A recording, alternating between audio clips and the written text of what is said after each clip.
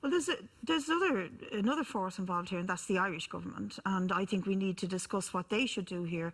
But it is important to recognise that the reason Theresa May is dropping this clanger is because she's in deep, deep shit in her own party, to put it kindly to her. And she's reliant totally on the DUP, one of whom has been suspended for corruption. And to be reliant on that sort of a force means that it sort of indicates how bad her troubles are. And that's the only reason she's doing it. And obviously there's an implosion happening in the Tory party, and there's no guarantee that she'll outride it even by making these concessions. The polls are showing that Jeremy Corbyn is 5 points ahead at the moment, and he has told his own parliamentary party to issue a whole string of bills on zero-hour contracts, on green energy, on really positive measures that the Labour Party want to see implemented. So she's obviously watching her back very much. But for Leo Varadkar and the Irish government to say, you can't have access to our skies, we're going to employ another 1,000 So that's what hard border Brexit actually means. So, if there's no deal, that's what happens. It is not that long ago when we stood in Parliament and we got a guarantee from Donald Tusk and before him Michel Barnier that this will not happen. Europe will stand by you. Richard Boyd Barrett was shouting, can we trust Europe? Absolutely you can trust Europe.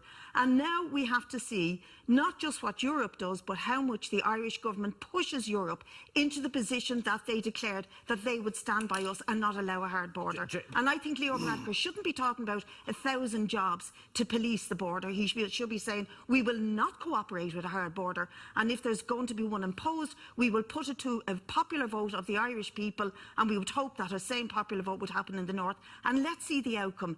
Nobody wants a hard border on this island, and the cheek of those who'd attempt to impose it. 44% of the people voted to leave in Northern Ireland, but that's 44%. It is not a majority.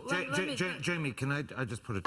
No, hang on. No, let's let Brid in. I really do want to remind people the reason the executive collapse was not over the Irish language or the legacy issues from the Good Friday Agreement. It was because of the whole cash for ash scandal, and that scandal is still outstanding, and that's what brought the executive down. Now everybody's buried it since. No, don't talk about the cash for ash. Let's talk about the language rights. Let's talk about this and the other. Eamon's point was a very relevant point. Let me finish her point, and then you let me finish by just saying this: that the idea that Jamie is putting across that there is no interest at all in unionism in protecting the backstop is nonsense, because farmers who live around the border, business people who live near the border, do not want to see a hard border reinstated. And it doesn't matter whether they vote for unionist parties or Republican parties. In their economic interests, it is the worst thing that could happen. I would say, and again, us, as opposed to our very large trading neighbour, we'll see. Well, I mean, the EU's record on how they've handled the Irish state isn't a very nice one. They shoved 60 billion worth of toxic debt down our throats and did the same to the people of Greece. And we're still paying for that. You know, children waiting for scoliosis operations, people waiting for home care are still paying for that. And I agree with Jamie, the EU are bullies. But my point here is, what do we do about it on the island of Ireland when there's no indication that anybody here wants a hard border? And the first thing we should do is, whatever the outcome, we should be putting it to a vote of the people, north and south. And secondly, Leo Varadkar should not be employing an extra 1,000 guards to patrol a border that we don't want. The Gardaí should not be cooperating. There should be no cooperation by the Irish government on the implementation of a hard border. We should have absolutely nothing to do with it. And if the EU or Britain want to implement it, let them do so. There is nobody talking about employing. He said it the other day, we're going to employ another 1,000. 1,000 customs staff and veterinary inspectors. Yes. Not Gardaí. No, I didn't say. I said customs post. No, you said Gardaí. Yeah. Sorry, well, I meant 1,000 customs post. Are you living in the real world? We sell 15 billion worth of goods and services to the UK.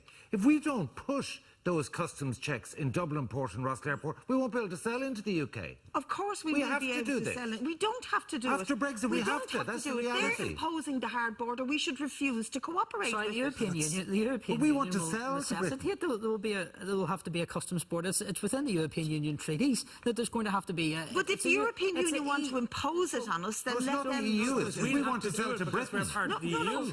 And my point is, you're missing my point. No, your We point is should wrong. not be Your point cooperating is in wrong. imposing a hard border that we do not want. First thing, We're we not should put, imposing the we border. should put EU the to the EU outcome treaties. of whatever negotiations happen to a vote, both north and south, and let's see what the people decide.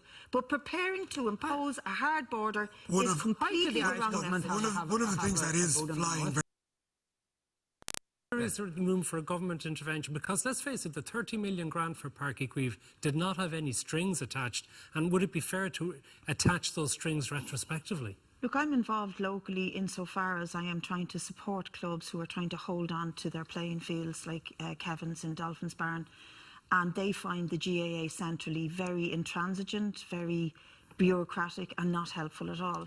And I just wonder, I'm just throwing it out there, I just wonder if this decision was to be made where the GAA would pull in a lot of profit from the event, would you have a different outcome? No, because that's